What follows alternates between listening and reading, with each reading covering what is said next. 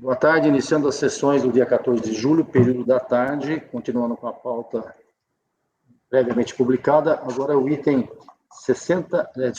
48 da pauta, relatoria do conselheiro Leonardo Luiz Pagano Gonçalves, contribuinte é Promas 65, Indústria e Comércio.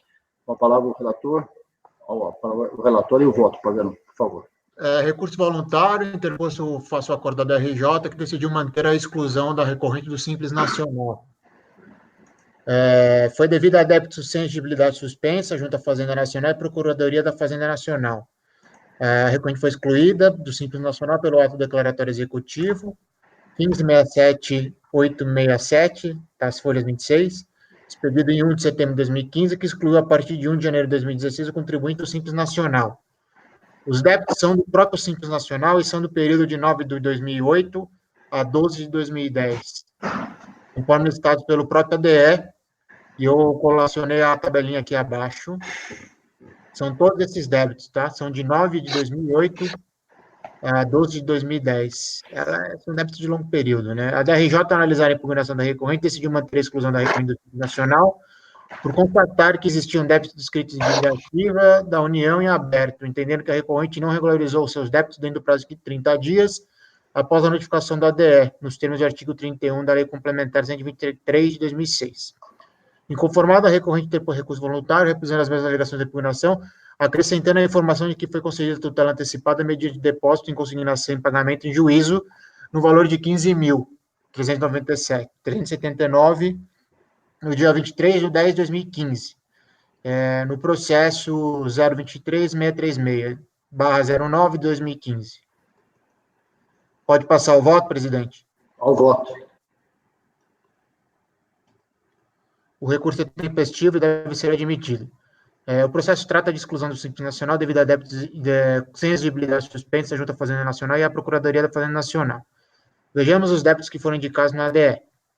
A recorrente alega que conseguiu tutela antecipada mediante depósito judicial no valor de 15.379 no dia 23 de 10 de 2015, na ação número 123.36309 de 2015. Conforme pode-se verificar, o valor depositado em juízo não equivale ao valor de nenhum dos débitos indicados na ADE sem exigibilidade suspensa. Ademais, não tem como relacionar o valor depositado em juízo e apontado na decisão acostada ao recurso voluntário e nenhum dos débitos indicados na ADE sem exigibilidade suspensa. Assim como a recorrente não apresentou, dentro do prazo de 30 dias, a notificação do ADE, o pagamento ou a suspensão de exigibilidade dos créditos, entendo que a exclusão do Simples Nacional deve ser mantida. É como eu voto, presidente. Discussões abertas, pois não? Alguém quer se manifestar? Todos aí tranquilos? Eu estou procurando aqui o recurso para ver o... Nossa, está me cortando a voz aqui. Paula, está falando?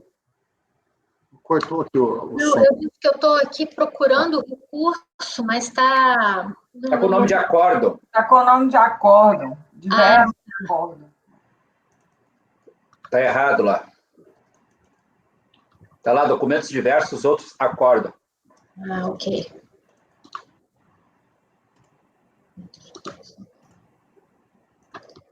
Ele não traz... cita, Leonardo, nem essa conta aí do depósito? Então, Paula, esse débito ele não está relacionado, né? O depósito feito em juízo não está relacionado a nenhum dos débitos que a ADE, né? Apontou como em aberto, ou seja, sensibilidade suspensa, né? Ele conseguiu a tutela antecipada, a decisão está até acostada no recurso voluntário, mas ela não fala sobre esses débitos, nem sobre o motivo, né, teoricamente, da exclusão. Tá? De qualquer forma, o valor de 15 mil, se ele for suprir algum valor dos débitos que estão abertos de 2008 a 2010, tem vários outros débitos que estão abertos, né? Então, como ele não fez o pagamento dentro do prazo de 30 dias, conforme, inclusive, a gente decidiu no mês passado, que eu fui vencido, inclusive, porque eu, por mim, achava que durante o processo ele pode fazer o pagamento, mas como ele não fez o pagamento de todos os débitos em aberto dentro do prazo de 30 dias, não tem como, senão, manter a exclusão do Simples. É isso. Não, claro. Então, ele tem até mais débitos o montante dos débitos supera, inclusive, o valor do depósito, é isso? No meu voto tem uma tabelinha que eu colacionei em forma de figura, que constam todos os débitos que estão abertos, que foram indicados no próprio ADE. Você vai ver bem no início do meu voto ali. Sim. Certo? O valor de 15 mil que foi depositado, ele não equivale a nenhum desses valores que estão indicados no ADE como em aberto, entendeu? Cuja elegibilidade não está suspensa. Não. Entendeu? Para mim então, assim, a tutela antecipada, o depósito judicial, porque foi feito em consignação, né? Não é depósito do montante integral. Ele não supera em nenhum momento, né, esse empecilho para se manter no Simples. Porque ele teria que pagar os débitos, né, dentro do prazo de 30 dias após a notificação, né, receber a notificação do ADE de exclusão. E ele não tem pagamento. E tem um outro detalhe, a tutela antecipada, ela foi proferida, isso para quem é apegado, né, isso é só mais um adendo, ela foi proferida depois dos 30 dias do prazo que ele tinha para regularizar os débitos após a notificação do ADE. Então, alguém mais quer se manifestar? Pois não? Luciano? Alguém quer se manifestar mais?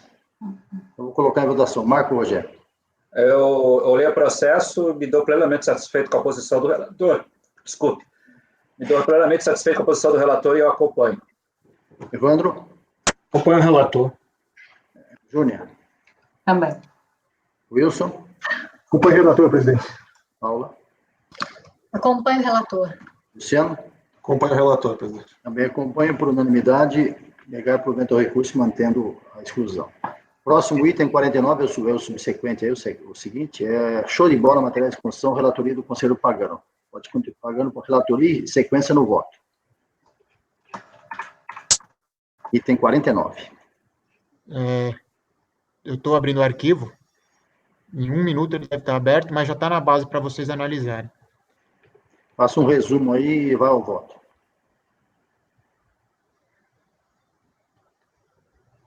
Deixa eu ver aqui. É mais um de exclusão, tá? Então, também é recurso voluntário interposto face ao acordo da RJ, que manteve a exclusão da recorrente do Simples, devido a débito sem exigibilidade suspensa, só que esse é junto à Fazenda Pública apenas. A recorrente foi excluída do Simples Nacional pelo ato declaratório executivo 1648 de 37, das folhas 10, pedido em 1 de setembro de 2015, que excluiu a partir de 1 de janeiro de 2016 a contribuinte do Simples Nacional. A exclusão deu-se em virtude da empresa possuir débitos do Simples Nacional, listada no próprio ato de exclusão, e cuja exigibilidade não se encontrava suspensa. Pode ir ao voto, presidente? Sim, ao voto.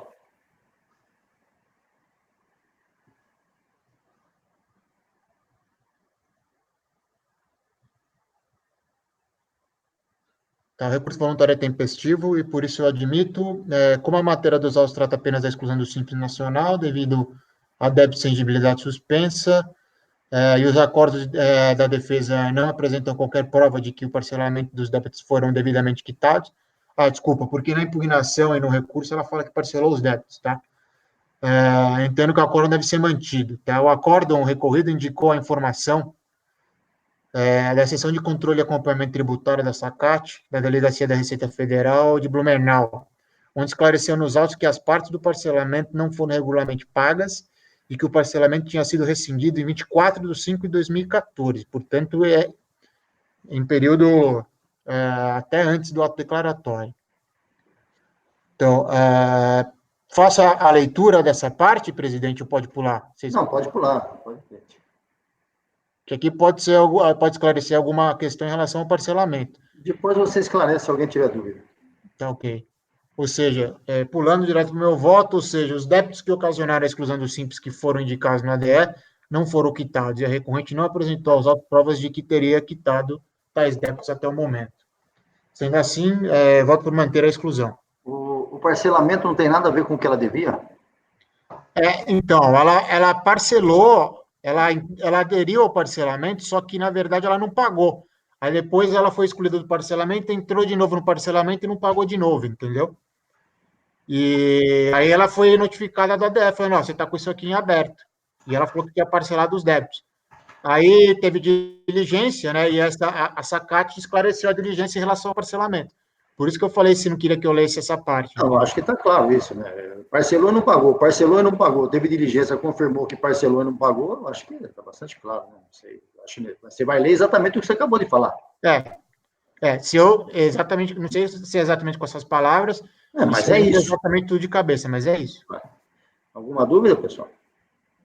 Então, Marco. Presidente, eu olhei o processo, eu olhei esse relatório aí do SACAT, né, que fez essa análise do parcelamento. No momento da opção lá, ele estava com esses débitos pendentes, então acompanho o relator. Conselheiro Evandro.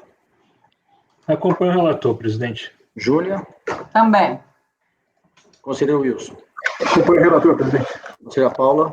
Com o relator. Conselheiro Luciano. Com o relator. Também acompanho. Eu acho que, independentemente de tudo que já constava nos autos, essa diligência só veio fazer um reforço, então não há dúvida quanto à posição. Item 50, ainda a relatoria do Conselheiro Pagano, panificadora Bambina Limitada. Item 50 da pauta. Pode ir ao relatório, Pagano e ao voto. Já está na base.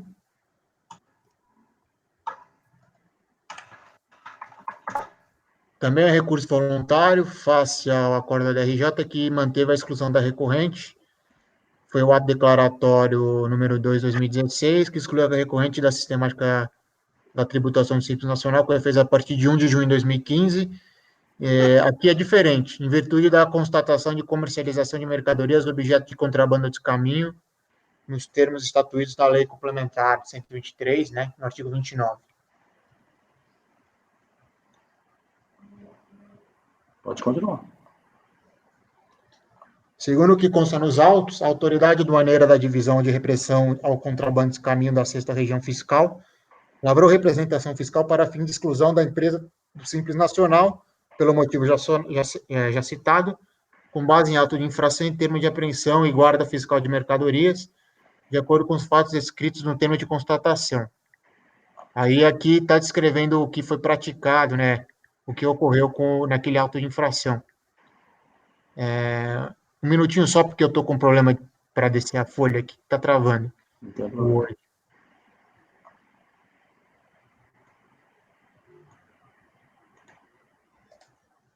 Pronto. Vocês veem necessidade da leitura dessa parte ou pode pular? Não, pode pular, desde que você faça um resumo, se houver dúvida, você volta. Uhum. Resume os fatos aí, que você iria ler no seu voto, você faz um resumo e depois conclui o voto e nós discutimos. Pode ir para o voto, presidente? Sim, pode ir. O recurso voluntário é tempestivo e por isso eu admito. A matéria dos autos trata apenas da exclusão da recorrente do Simples Nacional devido à constatação de comercialização de produtos estrangeiros de contrabando e descaminho. Foi lavado o auto de apreensão em termos de apreensão de mercadorias, folha 7 dos autos, devido à constatação de comercialização de produtos estrangeiros de contrabando e descaminho, no qual a recorrente deixou de apresentar impugnação naquele processo, quedando-se inerte. Também, devido à mesma constatação de comercialização de mercadorias objeto de contrabando e descaminho, foi expedido o ADE, excluindo a recorrente do Simples Nacional, nos termos do artigo 29, inciso 7º da Lei Complementar, 123/2007.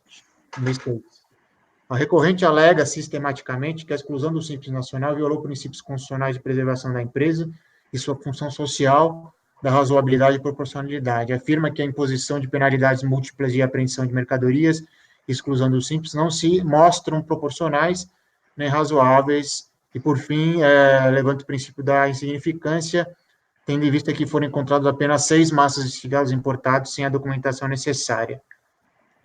Tais alegações não devem prosperar. Em relação aos princípios constitucionais alegados, escolhendo tribunal, encontra-se pedido de analisá-los nos termos da súmula CARF 02. De qualquer forma, tais alegações de exclusão do Simples afrontariam os princípios constitucionais da preservação da empresa e função social, não desconstitui a fundamentação da ODE, que excluiu a empresa devido à comercialização de produtos estrangeiros objeto de contrabando e descaminho, eis que a recorrente não apresentou provas para afastar tal acusação.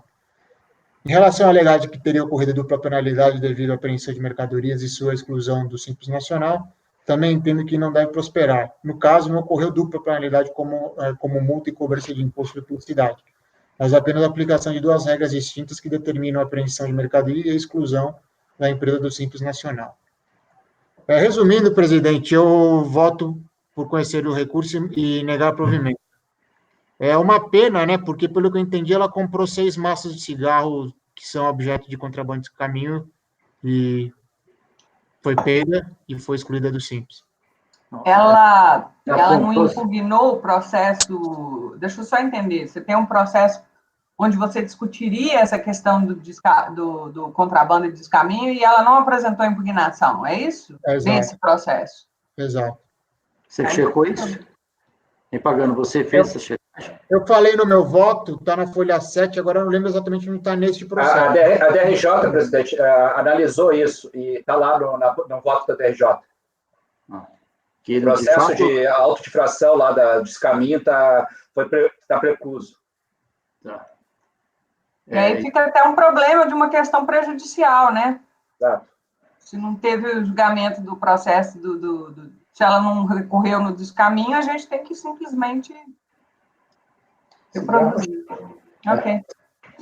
Bom, então a proposta Se eu não me engano, essa informação está na folha 7, para quem tem dúvida, até. o problema é que ela cometeu um ilícito, né? Gravíssimo na área aduaneira, né? Então, e ainda ficou sem se defender. Bom. É uma pena, né? Porque Não, pena tudo é relativo, né? Sim, sim, claro. Isso aí o fato de ter meia dúzia de maço de cigarro, 200, isso aí, também a gente não sabe se foram só 6, né? Enfim. Bom, Marco Rogério. Presidente, acompanho. Evandro? Acompanho o relator. Júnior? Com o relator. Wilson? Acompanho o relator, presidente. Paula? Com o relator. Luciano? Com o relator. Também acompanho unânime, negado provimento ao recurso e mantida a exclusão. Esse julgamento encerrado. O próximo item é o item 51, a relatoria do conselheiro Luciano Bernardi. Item 51, Eletrodata Projetos Especiais Limitados. Ele também não é mais repetitivo, são processos individuais.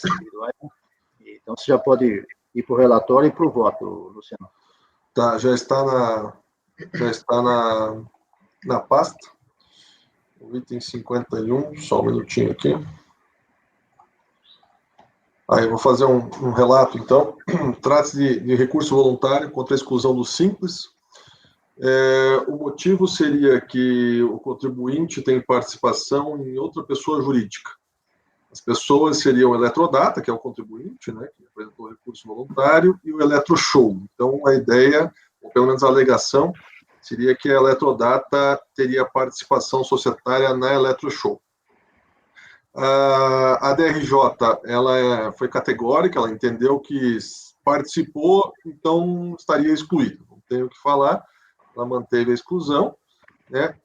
Em suma, as alegações do recurso foram que havia participação, sim, mas o Eletroshow, da qual ele participava, ela já estava inativa e já vinha sendo alegado nas declarações que estavam inativa, só faltava baixar o CNPJ, que seria uma questão procedimental. Eu vou, então, para a minha... para o voto.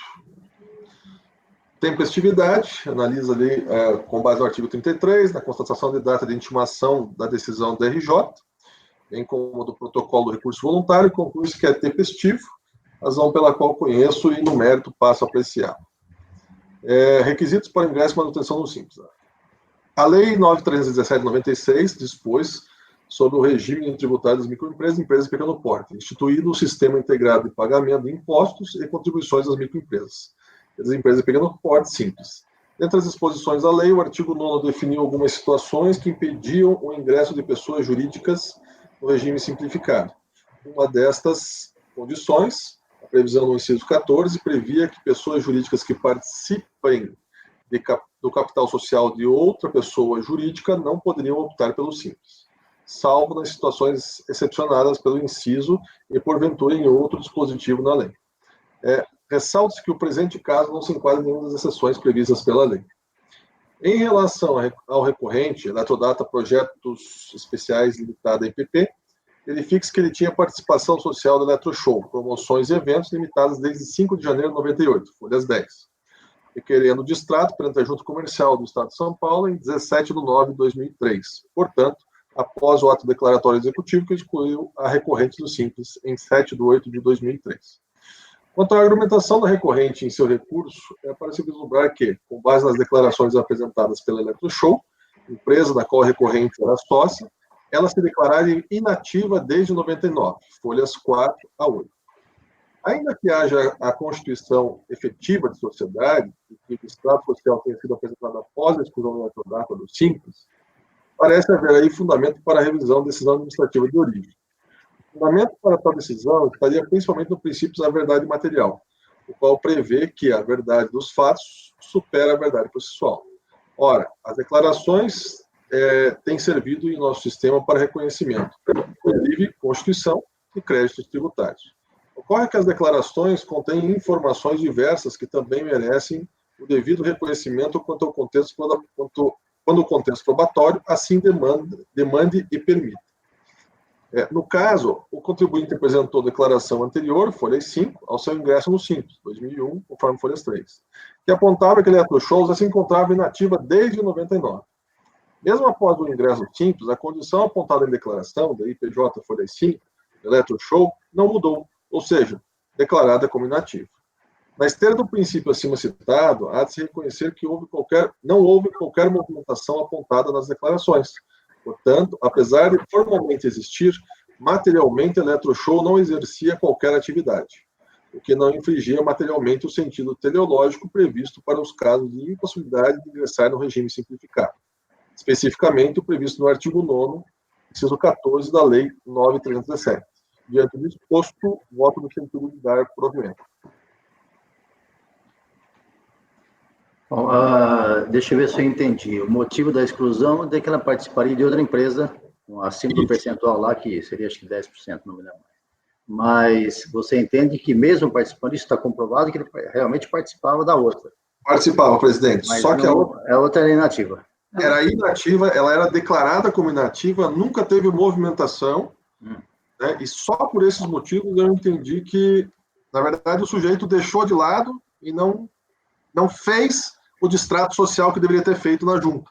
Então, era uma condição formal e não materialmente. Formalmente, permanece a situação, mas materialmente você entende que não existia, ok? Isso. Marco Rogério quer falar. Presidente, essa é uma questão assim, ó, eu entendo a perspectiva levantada pelo relator, mas a lei é categórica e as decisões do CARF têm sido uníssonas, no sentido de que o inciso 14 da lei, do artigo 9º da 9.317, o Simples Federal, o antigo Simples Federal, ela fala que é vedado que participe do capital de outra pessoa jurídica, ponto. Tá? Suscitar que a empresa está operacional, suscitar que a empresa não está operacional, pode até abrir o leque também para mas a empresa dá prejuízo, porque depois trazer como alegação, como o contribuinte traz da peça recursal, mas a intenção da lei era essa, sabe? A vedação é categórica, pontual. É a mesma maneira que nós entramos ali nos lotes anteriores. Tem débito em aberto no momento da opção? Tem. Mas regularizou um mês depois, um dia depois? Não interessa. Naquele momento a opção tem que estar com os débitos regularizados. Então, nesse caso aqui, é uma questão categórica da lei. A jurisprudência, dei uma olhada aqui na jurisprudência do CARF, é uníssono, assim, por unanimidade nas turmas. Então, eu acho que nesse caso aqui não dá para abrir essa brecha para o contribuinte. Alguém mais quer falar? Levanta a mãozinha. Eu tenho uma pergunta, presidente. Pergunta, Fábio. O relator, ela até hoje ela faz parte ou ela já tinha saído da empresa? Não. Ela saiu quando ela recebeu a notificação que ela viu que o problema estava feito. Ela automaticamente foi lá e fez... Automaticamente não. Na sequência já fez os extratos. Isso está lá no parágrafo 12. Né? Ela requerendo o distrato perante a junta comercial em 17 do 9. O ato declaratório foi em 7 do 8. Ou seja, um mês e 10 dias depois ela falou, puxa, que besteira que... E daí foi lá e a situação é bem clara. Eu acho que não é uma questão só de definir voto.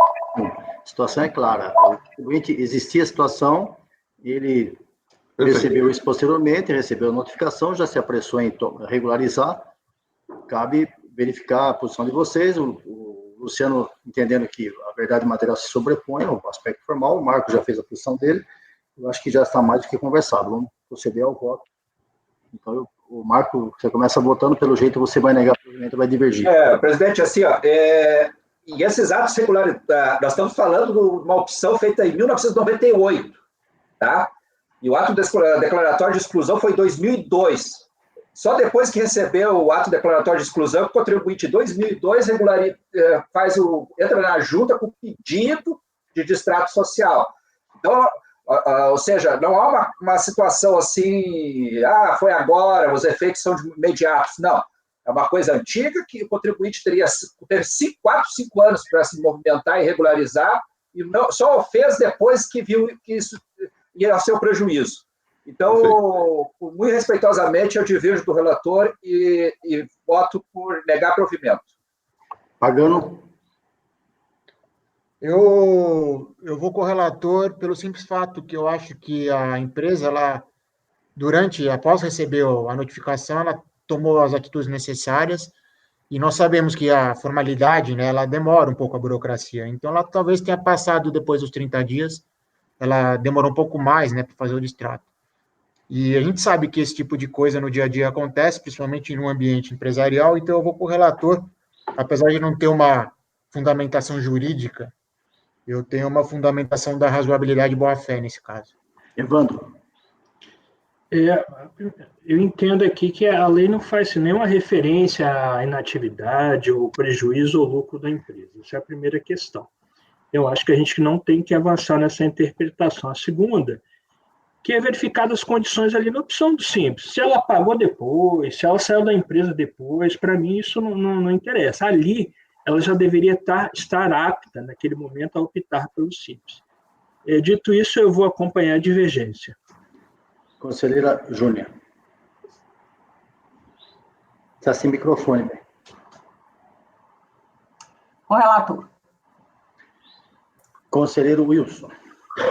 Eu entendo que a lei não dá margem para esse tipo de exceção. Então, se ela fazia parte da sócia da empresa, eu acho que caberia a exclusão. Eu acompanho a divergência. Conselheira Paula. Eu vou acompanhar a divergência, porque eu não encontrei aqui nos autos nenhum pedido na junta, né, nenhum distrato, nenhum pedido da junta dentro do prazo que a lei concede para o contribuinte para regularizar a situação.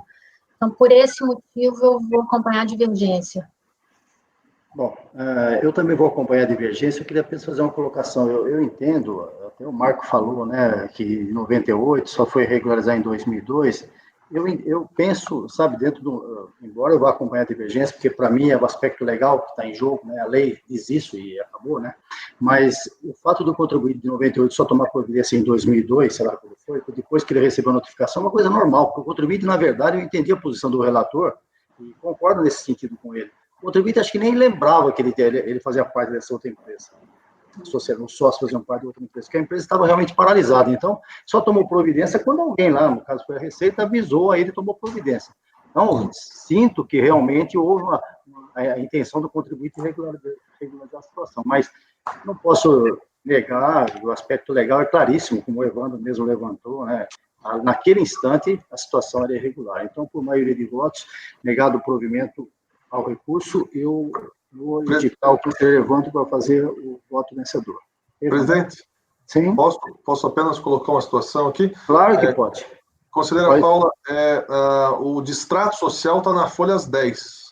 Só consta lá, efetivamente, o carimbo de 17 de setembro de 2003, da autenticação lá da junta. Né? Que foram 40 dias, né, depois. Isso. Perfeito. É isso que eu estou dizendo, se ele não...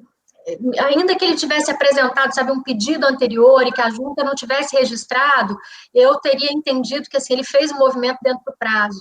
Mas 40 dias para apresentar um distrato de contrato social na junta, assim, eu não tenho como...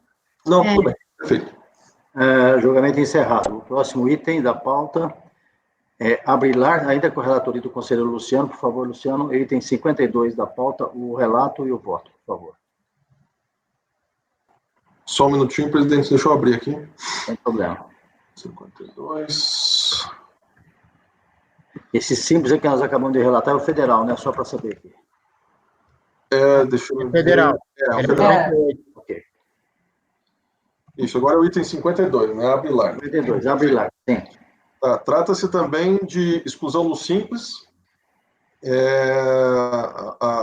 Os fatos foram... O contribuinte tomou conhecimento, a contribuinte tomou conhecimento em consulta ao site do Simples de que estaria excluída e apresentou a contestação, a sua exclusão, né? Aí o despacho decisório da RJ entenderam que a expressão logística, que essa expressão tinha no contrato social e na atividade dele, né, da contribuinte, constante no contrato, desculpe.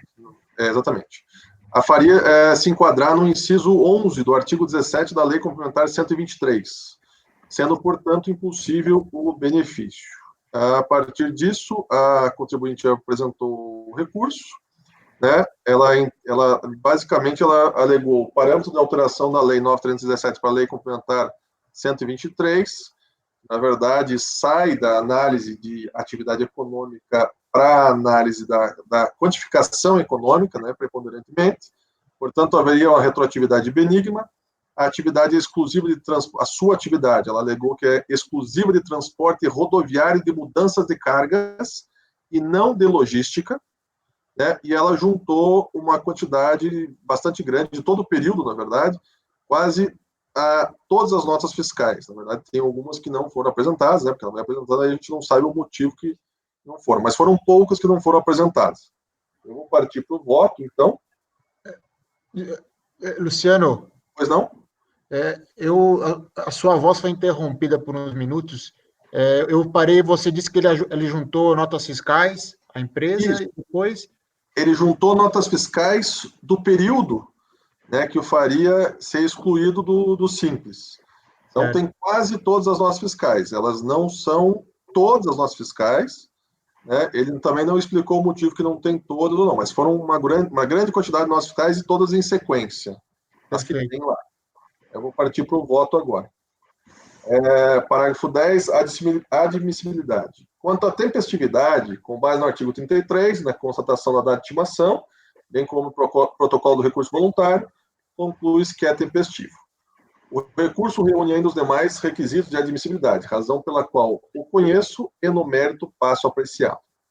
A recorrente alega que a Lei Complementar 147/14 alterou o parâmetro de ingresso e manutenção de pessoas no Simples, uma vez que priorizou o critério do porte e faturamento, no lugar da atividade econômica, como era antes. Inclusive, tal lei complementar revogou o inciso 11 do artigo 17 da Lei Complementar de 123, o qual previa a atividade que conflitaria com sua permanência no regime simplificado. Cita ainda a revogação da Resolução CGSN, número 94, 2011, que previa o Código CNAE 52508/04 como impeditivo. Portanto, depois de dezembro de 2004, tal código não seria mais vedado. Requer a aplicação do artigo 106, inciso 1 e 2, alineado CTN, que fundamenta a retroatividade benigna. É-se ressaltar que a exclusão da recorrente do Simples não se trata de infração, mas apenas da impossibilidade dessa pessoa jurídica, em virtude de sua atividade, de aproveitar o regime. Assim, inaplicável o inciso 2, a linha A do artigo 106, CTN. O mesmo se aplica ao inciso 1 do artigo 106. Não se trata de lei expressamente interpretativa, mas sim que haviam vedações, lei e resolução CGSN, e elas foram revogadas posteriormente à ocorrência dos fatos que estão sendo julgados. Inclusive, deve ser citada a súmula CARF número 81, a qual dispõe que é vedada a aplicação retroativa de lei que admite atividade anteriormente impeditiva ao ingresso na sistemática do Simples. Dessa forma, não devem ser acolhidos os argumentos da requerente quanto a este ponto. Contexto probatório e atividade vedada. Parágrafo 16. O fundamento indicado no acordo da DRJ para a exclusão da recorrente do Simples foi o fato de constar em seu contrato social o termo logística, que identificaria uma atividade vedada pelo artigo 17, inciso 11 da Lei Complementar 123. A vedação seria confirmada pela resolução CGSN, número 94 e 29 do 11/11, cujo anexo 6 estava relacionado ao código CNAE 5250-8/04, que indica a atividade Organização Logística do Transporte de Carga. Atividade esta vedada para ingresso ao Simples. A recorrente alega que não foram analisadas as provas apresentadas, bem como sua atividade seria exclusivamente de transporte rodoviário e de mudança de cargas. Atividade essa inserida naquelas autorizadas para ingresso no Simples Nacional, na forma do artigo 18, parágrafo 5º e da Lei Complementar 123, de 2006. É de se ressaltar que a análise da RJ partiu do pressuposto formal da análise, ou seja, de acordo com o constante no contrato social, em sua comparação com as previsões da Lei Complementar 123, artigo 17 e 11, e do anexo 6 da resolução CGSE número 94/11. Partindo dessa análise, efetivamente a recorrente deveria ser excluída do regime simplificado. Contudo, entende-se que o pressuposto adequado de análise para a decisão deve ser o material, e não o formal. Isto principalmente por dois motivos. Primeiro, o princípio da verdade real, e o segundo, porque a súmula CARF número 134 prevê que a simples existência no contrato social de atividade vedada ao Simples Federal não resulta na exclusão do contribuinte, sendo necessária que a fiscalização comprove a efetiva execução de tal atividade. Apesar de tal súmula não ser vinculante e expressamente mencionar o Simples Federal e não o nacional, ela define um parâmetro de análise, qual seja o material, para identificação da atividade, além de estabelecer ônus da prova. Portanto, deve ser levado em conta qual é a efetiva atividade desenvolvida pelo recorrente. Como a contribuinte juntou documentação probatória, notas fiscais desde 2010, as folhas 75 ou 194, sendo a maioria delas em sequência e todas comprovando o transporte de cargas, entende-se que a efetiva atividade da recorrente não se enquadraria naquelas escritas pelo anexo 6 da resolução, CGSN número 94, e pelo artigo 17, inciso 11 da Lei Complementar 123, o que, por conseguinte, não geraria motivo, dentro do contexto desses autos, para a exclusão da recorrente do Simples Nacional. Diante do exposto, voto no sentido de dar provimento. Bom, antes de abrir o debate, eu só queria perguntar, você falou que a súmula não é vinculante, Luciano? Não, essa não é vinculante. Pelo menos não consta lá no site. É que toda súmula vinculante está escrito vinculante. Mas não está contra uma súmula, é difícil. Ela Luciana, quando ela é vinculante para toda a administração tributária, toda a administração federal. Receita. Mas se tem a súmula lá, a gente do CARF tem que seguir. Tem que seguir. Ela é vinculante, inclusive a receita. No caso de vinculante, vincula inclusive a receita. Agora, nós aqui estamos vinculados, sim. Não, eu segui a súmula. É que ela não consta como vinculante, mas eu posso suprimir isso. Eu acho que você deve. Agora, com o fato de ser federal ou nacional, é outra conversa. O debate é aberto. Aí exatamente faz a diferença entre ser o federal e o nacional. No Simples Federal, a legislação não tinha essa previsão, constar atividade vedada de contrato. Então, no Simples Federal, não bastava a fiscalização verificar que estava no contrato. A fiscalização teria que comprovar que o contribuinte, de fato, exerceu aquela atividade. Com a Lei Complementar 123, isso foi modificado. Isso passou a constar expressamente da resolução, então bastaria ela ter atividade vedada no contrato para impedir que ela fizesse a opção pelo Simples Nacional. Então, daí essa súmula ela se aplica somente ao Simples Federal, ela não tem aplicação no Simples Nacional. Então, por essa expressa previsão legal aí, de vedação, já que o contrato dela tem atividade vedada, eu vou divergir do relator. Você não está votando, você está posicionando só. Alguém mais quer falar alguma coisa? Peraí, deixa eu entender aqui, que eu acho que eu estou voando. Levanta a mãozinha, Juninha. Deixa eu levantar. Levantei. O Marco já levantou. Mas ao princípio do cavalheirismo, a palavra aberta para a conselheira Joana. Tá, isso que nós estamos discutindo é o Simples Nacional, não é isso? Sim. Ela está falando de retroatividade aqui, por quê? Porque depois a lei do Simples Nacional tirou a vedação dessa atividade dela? É isso, Luciano? Peraí, sobre qual parte você está falando? Não, porque como ela estava pedindo a retroatividade, eu imaginei que ela estava no Simples Nacional pedindo que depois, quando surgiu a Lei Complementar 123, que houvesse a retroatividade. Só que o Evandro está falando que não, ela já estava no Simples Federal, então eu acho que eu estou voando aqui, eu só quero... Não, é assim, ó, eu acho que eu entendi a sua pergunta. Na verdade, ela está pedindo a retroatividade benigna, né? Isso. Tá. Mas me parece que ela já estava na Lei Complementar 123. Ela estava, mas é que a atividade de logística, que era proibida, ela foi revogada depois. Ah, tá. Por uma outra lei complementar. Isso, a Lei Complementar 147 de 2014. Ok, resolvi. Aí revogou a atividade que era proibida, né? E efetivamente. Não, tá, ok. Agora, pode falar, Luciano. Aí o que eu fiz? Eu analisei, né, do ponto de vista material, ou seja, o que ela faz efetivamente. E ela faz, pelo que eu percebi das notas, ela faz transporte de carga. A fundamentação para utilizar esse argumento foi exatamente a atividade em si, e não... Nós entendemos o aspecto formal, entendi. O Marco tinha a palavra, quer falar, Marco? Sim, o presidente travou a minha tela agora, voltou. Presidente, é o seguinte, eu quero só entender uma coisa aqui. O artigo 17, inciso 11, tá? Fala que foi o mote da exclusão, fala assim, que tenha por finalidade, né, não poderão recolher no Simples Nacional, tenha por finalidade a prestação de serviços decorrente do exercício de atividade intelectual, blá, blá, blá, blá, blá. Esse foi o artigo que houve a exclusão. Vocês estão me ouvindo? Sim. Está cortando um pouco você. Tá. Mas dá para ouvir. Aí essa atividade seria vedada, despachante, qualquer tipo de intermediação de negócio. Aí, na fase de impugnação, o contribuinte trouxe lá uns 100 notas fiscais e recibos de prestação de serviços. Considerando a boa-fé do contribuinte, esses serviços, tudo lá, eles demonstram... Só um pouquinho, por favor. Eles demonstram... Travou minha tela aqui tudo. Tem horas que tudo para. Vocês estão me ouvindo? Está ouvindo, vai. Demonstra ali que ele presta serviço de transporte de cargas. Aí, todo o cerne da discussão, ele dá operações de logística, tudo, mas tu olha lá todos os documentos da manifestação de conformidade dele, a atividade dele é mero transporte de cargas. Tá? Então, eu olhei ali, e assim, mas é uma atividade... Então, eu acho que nesse caso aqui, diferente de um outro caso que nós jogamos no mês passado, tá? Aqui, todo o mote é só o objeto social, logística. Tem a palavra logística lá, que nem o relator falou.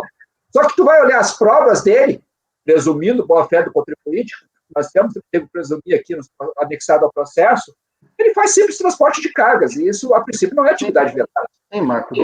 Isso o relator já trouxe claramente. Sim. Isso, o problema que fica aqui, que o Evandro levantou, é que era uma situação que lá no Simples Federal existia essa situação, não estava previsto, a fiscalização lançava, excluía do Simples, aí veio até a súmula que nós acabamos de falar sobre ela.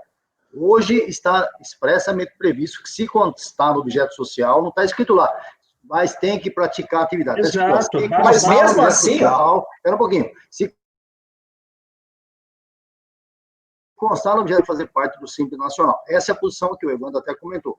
Posteriormente, há um lado complementar nessa história, há uma nova legislação que veio dizer, o Luciano já fez essa colocação, que tirou fora isso. Ou seja, foi aí que o contribuinte até falou, bom, se agora pode, porque eu não podia lá atrás, eu quero benigno. Foi isso que o Luciano relatou. Mas nesse caso tem súmula. Essa situação que a gente tem que ver. Cicone, mas nesse caso tem súmula que não dá para retroagir. Sim, eu estou dizendo o seguinte, o fato...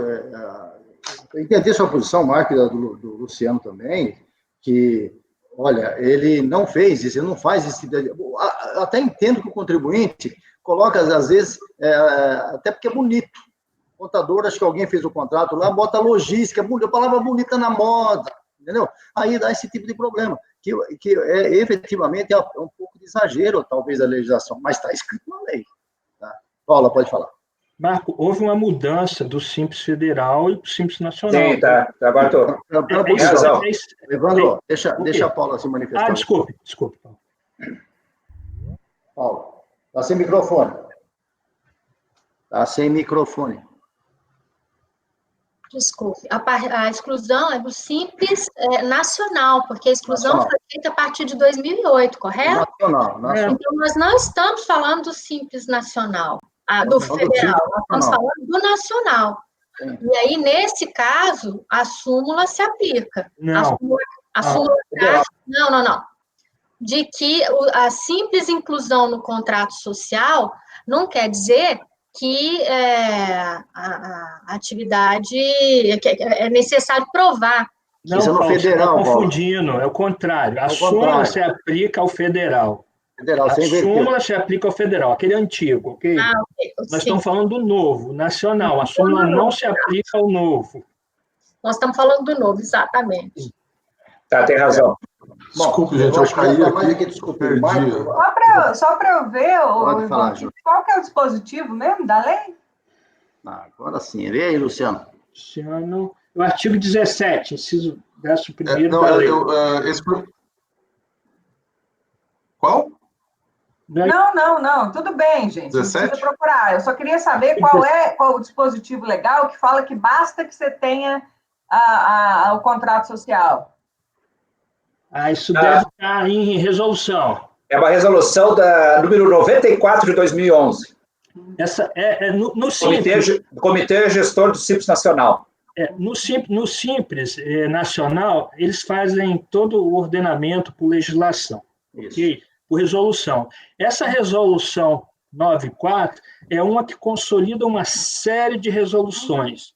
Então, é como se fosse, assim, entre aspas, a gente, um regulamento do Simples Nacional. Isso aí. Muito bem. Satisfeita, Júnior?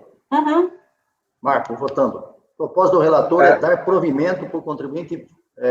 Depois desses esclarecimentos também, eu estava muito preso nas regras do Simples Federal e vendo essa resolução do Comitê Gestor do Simples Nacional, muito bem alertado pelo conselheiro Evandro, tá? E onde ela é bem clara que basta estar no contrato social aquela atividade, ela é vedada, tá? Então, e apesar de todos os elementos probatórios trazidos pelo contribuinte, eu, muito respeitosamente, vou divergir do relator e negar provimento. Pagano.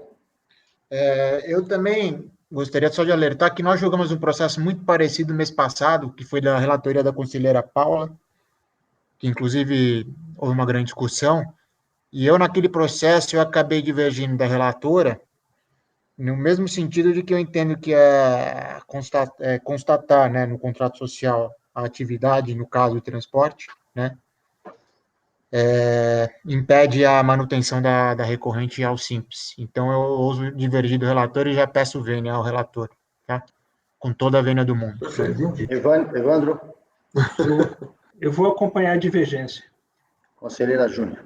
Com o relator. Conselheiro Wilson. Eu fico com a dúvida aí, presidente, que é o seguinte, apesar de ter a súmula, né, que está vedando... A súmula é da outra, do federal, hein? Não. É a segunda, né, que não tem retroatividade, né, no caso. Tá. Okay. Mas o fato é que toda a atividade dele, me parece, assim, que foi provada que ele que não era de logística, e sim de transporte de carga.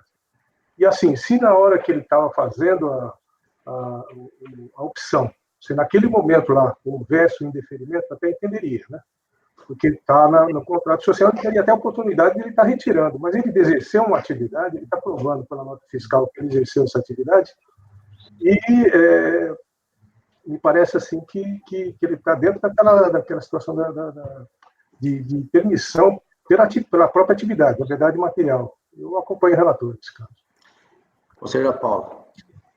Eu também vou acompanhar o relator. Eu ainda achei que fosse, a gente estivesse falando de Simples Federal, mas 2018, enfim, ainda que a súmula seja aplicável ao Simples Federal, eu entendo que pelas notas fiscais dá para ver qual a real atividade praticada e, portanto, eu acompanho o relator. Bom, eu vou com a divergência. Pela verdade material e não pela forma. Eu só quero lembrar os conselheiros que votaram nesse sentido, data vênia, e eu só estou fazendo um alerta, que vocês estão votando contra a legis, que está na lei, claramente isso. Questões Está na políticas. resolução, Na lei, né? não. Está na lei. por isso que Resolução A resolução, é a norma nesse que a caso, é a lei lei. definiu como seria o Simples Nacional. Não vai sair uma lei, nem um decreto, nem uma portaria, saem resoluções. Você tem um conselho gestor, inclusive, com participação da sociedade civil. Então, nesse caso, então, tudo bem, eu vou acompanhar a divergência, então, nesse caso, não se aplica o artigo 19E lá, da nova alteração que houve, por voto de qualidade, então, negado o provimento, faz o voto vencedor, o conselheiro Evandro. Ok? Próximo julgamento encerrado. Presidente, Sim. eu só vou, então, tirar aquela parte do vinculante, que eu acho que eu me expressei mal. Acho que você deve mudar, evitar, tá? viu? Evita, viu, Luciano? Evita, porque não tem necessidade disso aí. Tá. Tira fora. Você está com a palavra ainda, Luciano. O item 53, Mário Sérgio Lenhaioli. Ah, tá. Deixa eu só um pouquinho aqui. Tá, deixa eu abrir aqui. Eu caí uma hora e daí confundiu. Não, se tiver com problema aí, a gente coloca outro no lugar aí, sem problema. Não, eu acho que eu consigo. Deixa eu Tá ver. bom. É o item 53, né? 50... Isso. Deixa eu ver aqui. Tá. Bom, foi um caso, então, é um recurso voluntário interposto em virtude de decisão da DRJ que mantém a exclusão do simples do contribuinte. A questão, elas tem como objeto a discussão da atividade, se ele se enquadraria ou não. O ato declaratório executivo entendeu que, apesar da atividade dele ser produção, ou melhor, que a atividade de produção de filmes e fitas de vídeo, ela se enquadraria como produtor de espetáculos, né? E a DRJ também entendeu nesse sentido, ou seja, a produção de filmes se equipara à produção de espetáculos, e que não houve outras provas que não pudessem demonstrar isso. Aí, no recurso, os principais argumentos foram que ele não exerce a produção de espetáculos, nem se equipara a elas. Na verdade, ele só faz a edição de filmes, né? Ele alega ainda que somente a lei pode definir quais eram as atividades e que, caso seja confirmada a sua exclusão, que ela seja feita para o futuro e não de forma retroativa, né? Eu vou ler o voto aqui, a partir do parágrafo 9, a tempestividade. Então, resumindo aqui, né? Ele é tempestivo, razão pela qual eu conheço, e no mérito passo a apreciá-lo. Eu indico ali as folhas e as datas, né? Aí eu começo a analisar a delimitação da atividade vedada pelo artigo 9º, inciso 13 da Lei 9.317. Síndice o cerne da discussão, levantada no recurso voluntário, na identificação se a atividade do recorrente era ou não impeditiva de seu ingresso no Simples. A atividade indicada pela decisão da DRJ estava prevista no artigo 9º, inciso 13 da Lei 9.317/96, e seria, nos termos desse dispositivo, diretor ou produtor de espetáculos. Percebe-se que se trata muito mais de cargo ou posição do que atividade em uma vez que os termos iniciais utilizados são diretor ou produtor, e não direção e produção, seguido pelo complemento de espetáculos. Então, literalmente, o que a lei previa, vez que já foi revogada, é a proibição de diretor ou produtor de espetáculos de optar pelo regime simplificado. Antes de prosseguir com a análise, é importante citar que esta pode ser feita sob dois aspectos, o formal e o material, naquele mesmo âmbito do anterior, né?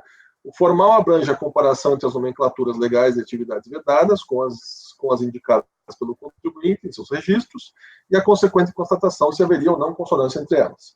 Já o aspecto material englobaria identificar a verdadeira atividade desenvolvida pelo contribuinte, o que demandaria identificar, por meio de prova documental, por exemplo, notas fiscais, qual a real atividade exercida pelo sujeito passivo.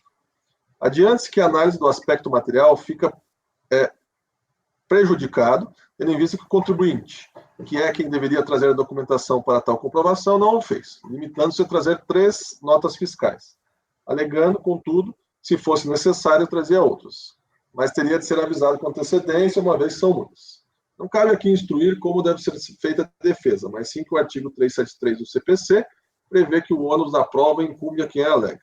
No presente caso, o recorrente alegou que efetivamente não realiza atividade de espetáculos, mas não trouxe nenhuma prova. Assim, segue-se para análise do aspecto formal. De acordo com a documentação constada nos autos, especialmente no registro do contribuinte, perante a Junta Comercial de São Paulo, folha 7 e 10, percebe-se que o código de atividade, que poderia se confundir ou se alinhar com o vedado pelo inciso 13 do artigo 9º da Lei 9.317, diretor ou produtor de espetáculos, é o de número 92.11-8, o qual prevê a comercialização, bem como a produção de filmes cinematográficos, videotapes, som, áudio, imagem geral, gravações, fiscalização, corte e montagem. Partindo inicialmente da análise do complemento espetáculos, é para se constatar que o espetáculo engloba a produção de filmes cinematográficos, pelo menos não na classificação de atividades. Tendo em vista a classificação nacional de atividades CNAE, elaborada pelo CONCLA e IBGE, que é utilizada pela Receita Federal do Brasil, ao pesquisar a versão CNAE Fiscal 1.0, constata-se que em nenhum momento há confusão entre classificações, pois o termo espetáculo, quando relacionado à arte, é encontrado no Código 92.3, enquanto as atividades cinematográficas, inclusive as de produção de filmes cinematográficos e fitas de vídeo, estão situadas sob o Código 92.1. Ou seja, apesar de estar na mesma seção, que é outros serviços coletivos, sociais e pessoais, não se encontram sequer na mesma divisão, pois um está em atividades cinematográficas de vídeo e outro em outras atividades artísticas e de espetáculos. Assim sendo, é de se compreender que ao recorrente, tendo em vista a atividade indicada nesses autos, não seria vedado ingressar nem se manter no simples. Portanto, eu dou o provimento.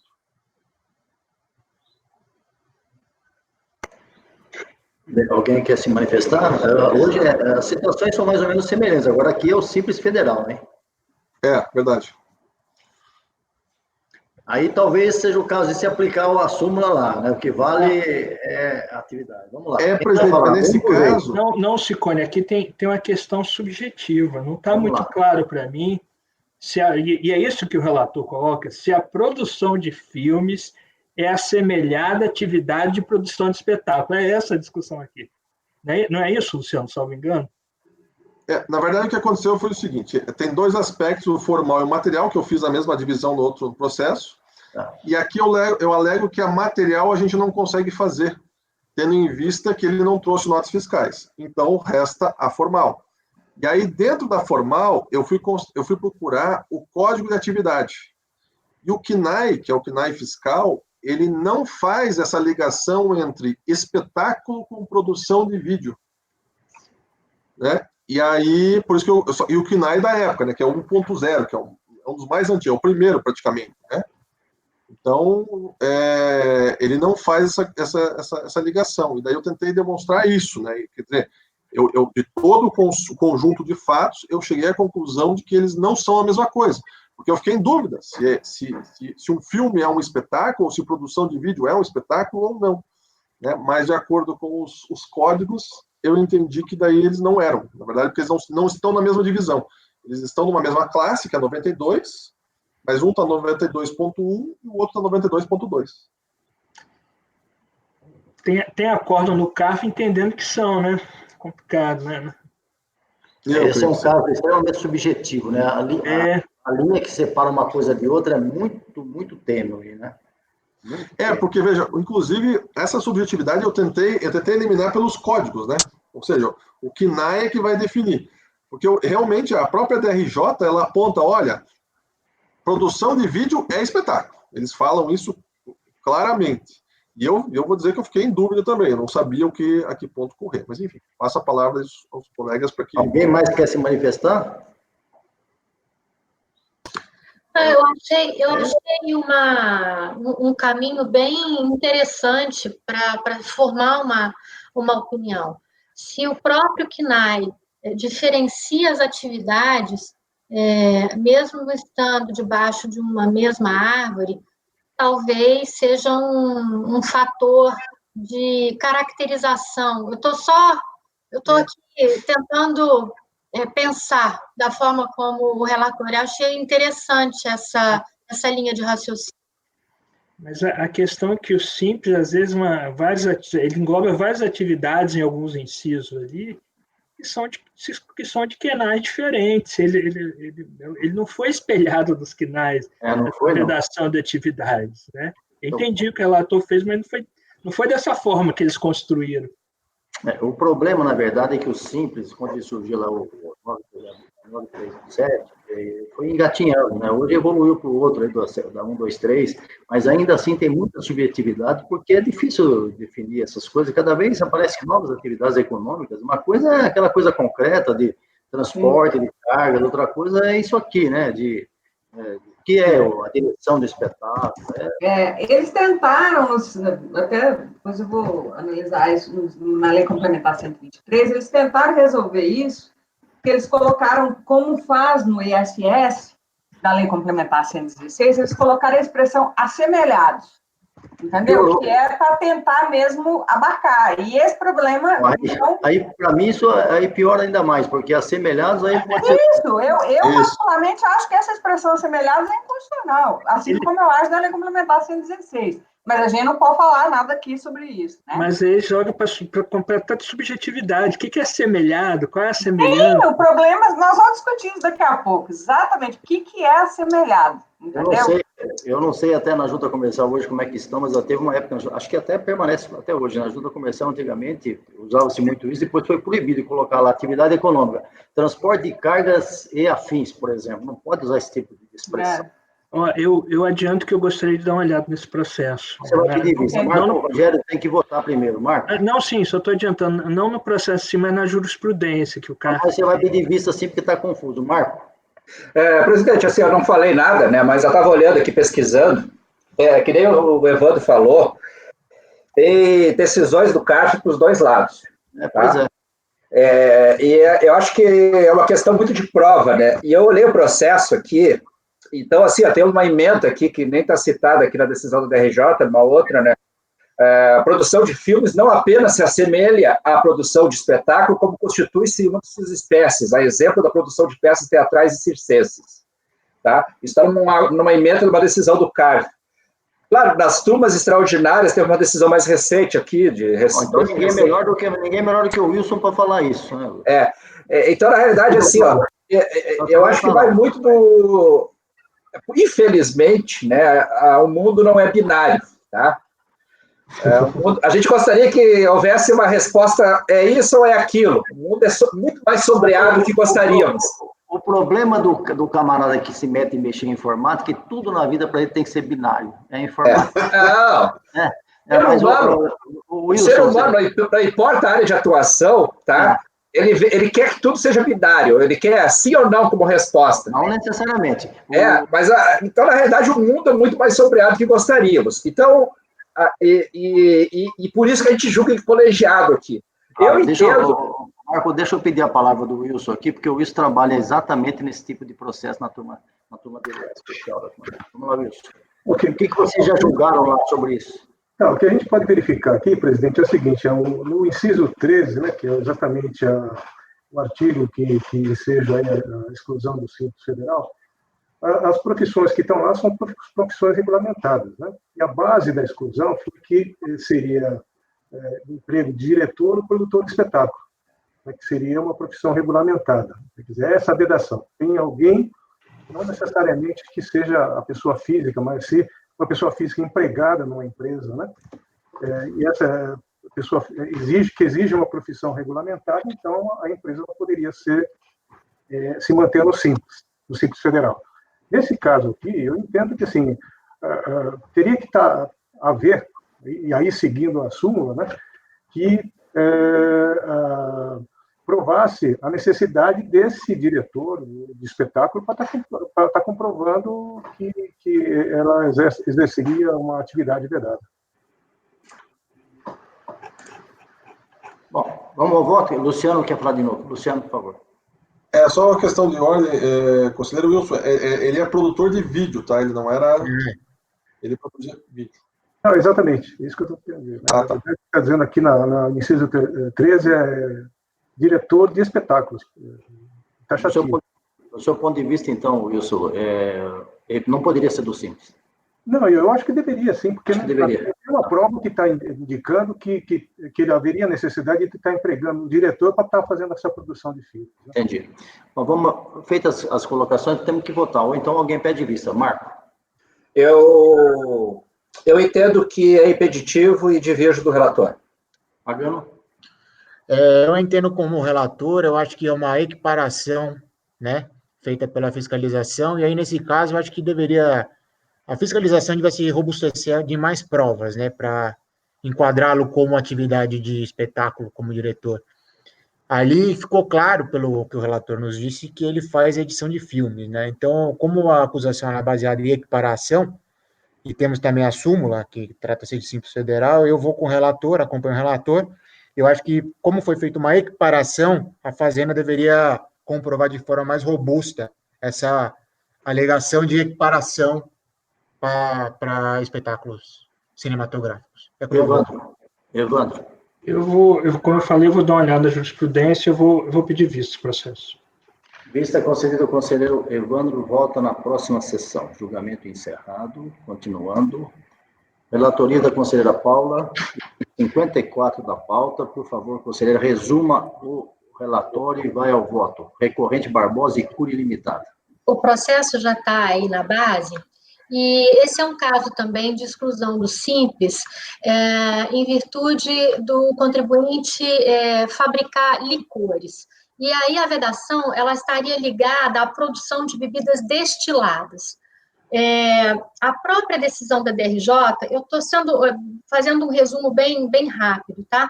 A própria decisão da DRJ, ela traz e fez uma pesquisa sobre como que é feita a produção de licor e se licor seria, de fato, uma bebida destilada.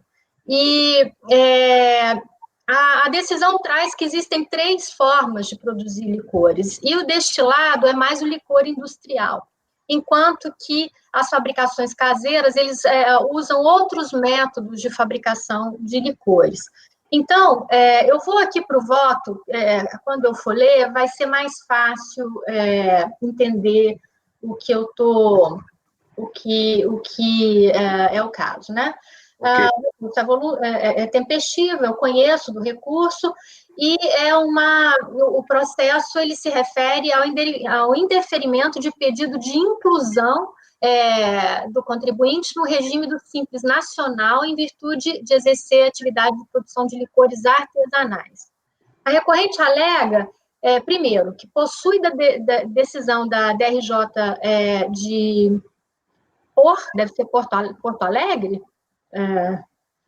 que permitiu sua permanência no regime simplificado e que sua produção seria artesanal, que diferencia sua atividade da atividade vedada pela norma de regência.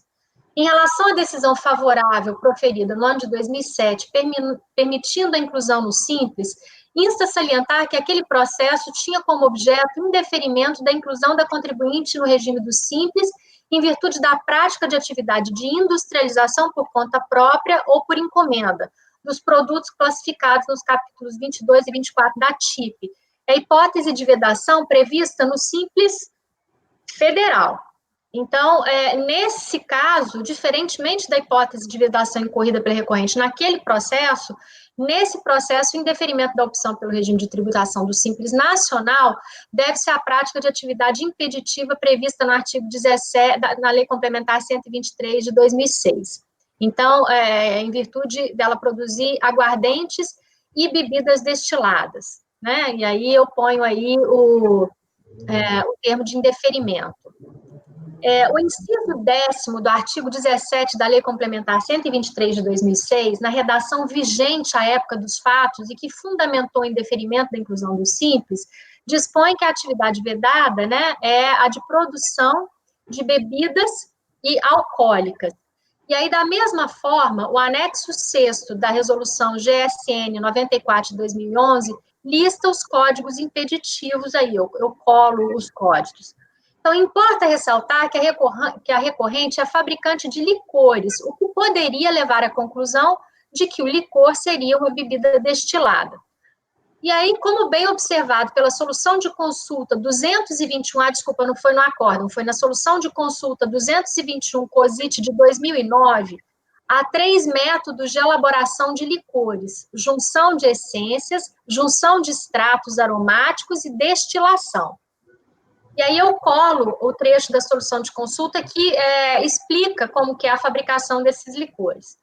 De acordo com a referência utilizada na solução de consulta 222 COSIT de 2019, normalmente os produtos artesanais se utilizam da técnica de junção de extratos aromáticos, seja por maceração ou infusão, sendo o método de destilação mais utilizado em produções industriais. Nesse sentido, não é possível inferir que o simples fato de a recorrente produzir licores significa que fabrica bebidas destiladas. Pelo contrário, o fato de produzir licores artesanais remete a outras técnicas de produção não previstas na hipótese de vedação disposta na norma que regula os impedimentos de opção pelo Simples Nacional. Assim, para que se pudesse indeferir o pleito da recorrente, seria necessário que se comprovasse que a mesma fabrica bebidas destiladas. E aí eu uso até a inteligência da súmula CARF 134, né, que fala sobre a simples existência no contrato social de atividade vedada ao simples. Aí, de fato, a gente está falando do nacional e eu me confundi, eu tenho que tirar esse trecho, porque eu fiz uma analogia ao simples federal. Mas, ademais, é preciso notar que a alteração promovida pela Lei Complementar 155 de 2016, o inciso 10º do artigo 17 da Lei Complementar 123 de 2006, afastou expressamente qualquer dúvida que existia em relação à vedação pelo Simples para os produtores de licores, como se verifica. E aí o licor foi excluído dessa vedação. Logo, a partir de 27 de outubro de 2016, data de publicação da Lei Complementar 155 de 2016, a vedação pela opção pelo Simples, que incorriam os produtos de licores destilados, também deixou de existir. Diante do exposto, voto por converter o julgamento em diligência, de modo que se verifique se a recorrente, de fato, produzir bebidas destiladas à época de sua opção pelo Simples, demandando da mesma todos os meios de prova cabíveis a tal verificação. Porque aqui eu não tenho como falar se ela produziu o licor destilado ou por outro processo. Então, ou eu vou dar provimento para mantê-la no Simples, ou eu tenho que fazer uma diligência para verificar o processo de produção dos licores. E aí, como não era possível inferir, porque esse meio de prova não existe aqui, eu estou, então, convertendo o julgamento em diligência. É difícil. Alguma dúvida? Agora, só, ele fabrica licor e é vedado, o Evandro conhece bem, é vedado isso aí. Hein, Evandro? Como? Não entendi. Ele é fabricante de licor, o contribuinte aí, no do Simples, tem esse tipo de colocação aí? Fala em bebida alcoólica, né? Parece que o anexo... Esse no licor, não são aqueles artesanais que se vendem em beira de estrada, assim, não é esse tipo de coisa, não? Porque a lei complementar, ela fala só em bebida alcoólica, não é isso? Pois é. Artigo 17. Ela fala de bebida alcoólica, mas depois no anexo, aí coloca lá, aguardente, outras aguardentes, vinhos, malte, cerveja e sopros, não fala de licor. Aí, ele incluiu na fabricação de outras aguardentes e bebidas destiladas. Então, quando você vai ver a resolução, o anexo da resolução, que vai destrinchar o que é bebida alcoólica, aí ele foi incluído no CNAE de outras aguardentes e bebidas destiladas. Então, ele foi excluído por fabricar bebida destilada, é o que embasou a decisão da DRJ. E aí, a solução de consulta, ela estabelece que licores, por exemplo, você quer falar, Marco, é isso? E que licores não estariam incluídos, poderiam não estar incluídos nesse CNAE. Alguém vai falar mais? Conversão em diligência? Alguma dúvida? É um assunto complicado, né? Eu estava olhando aqui, ele já tem vários processos, né, que ele pleiteou isso, e todos foram indeferidos. Tramitaram. Então... Eu vi, eu não sei se você consegue ver outro, eu vi um, mas ele tinha pedido do Simples federal e ele tinha sido concedida a inclusão dele, mas para o Simples federal. Agora, para o Simples nacional, é que ele não conseguiu a inclusão. Deixa eu delimitar, bonitinho, Paula. Você está pedindo a diligência para saber o quê, afinal de contas? Se a produção do licor dele era destilado ou se era outra técnica. Porque a vedação que foi incorrida aqui para excluí-lo do Simples é que ele produzia bebida destilada. E aí, o que a solução de consulta diz é que existem outros processos para a produção de licor, e que normalmente licor artesanal não é produzido por bebida destilada. Foi o que eu falei, né? Licores artesanais de beira de estrada. Bom, tudo bem. Proposta da relatora, converter em diligência. Marco. É um assunto complicado, vou acompanhar. Pagano. Eu vou acompanhar a recorrente, vai. Eu acho interessante. Vai acompanhar a relatora. A relatora, eu acho interessante mesmo fazer essa prova. Deveria ter vindo isso junto com a fiscalização, mas, de qualquer forma, com a relatora. Deveria o quê para a fiscalização, você falou? Eu acho que se ela está acusando que era de bebida alcoólica, com exceção dos licores, né, a fiscalização deveria trazer essa prova, né? Não é isso, é que a exclusão é feita assim, de forma automática, né? A fiscalização nem agora sim vai se manifestar lá. Evandro. A exclusão foi feita com base no CNAE. O CNAE que foi informado foi de aguardentes e bebidas destiladas. Ele que informou isso, né? E a exclusão foi feita com base em bebida alcoólica. Eu vou negar provimento ao recurso. Vai divergir. Vou divergir. Ela tá convertendo em diligência só. Mas eu acho uma prova muito complicada. Pode até ser, mas acho quase impossível essa prova. Então, estou divergindo. Divergindo. Conselheira Júnia. Com a relatora. Conselheiro Wilson.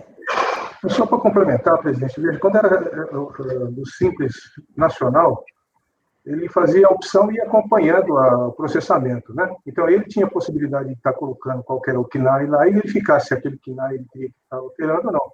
Nesse caso aqui, acho que é um ato de vontade da própria recorrente, e eu acho que ela poderia ter alterado naquele momento. Eu acho difícil, como o Evandro disse, estar fazendo diligência para poder verificar esse procedimento agora, né? Eu tenho divergência. Conselheiro Luciano.